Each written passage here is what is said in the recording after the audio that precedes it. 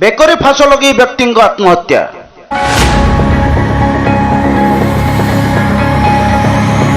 गंजाम जिला कोदला माकुरा साइठारे आज गुरुवार जड़े व्यक्ति बेकरे रसी लगे आत्महत्या करथिले।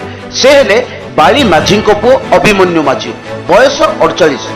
सूचना प्रकार मृत अभिमन्यु निज घर कोदला एनएससी अधीन इनाम बेलापड़ा ठारे से किछि दिन हब निज परिवार वर्ग को नहीं कोदला माकुरा साहि आसी घर भड़ा रही निज व्यवसाय मुताबक माछ व्यवसाय कर किंतु आज पाहांता प्रहर परिवार वर्ग निज व्यवसाय चली जावार सुजोग नहीं अभिमन्यु मझी घर एक दुलारे रसी लगे आत्महत्या करथिले।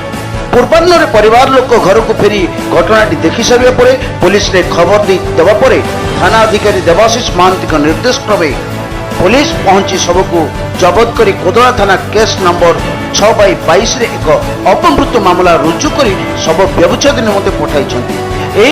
मृत्युर कारण अस्पष्ट थिले भी यह एक पारिवारिक कलहर आत्महत्यार कारण बोली शुणा मिलुछि।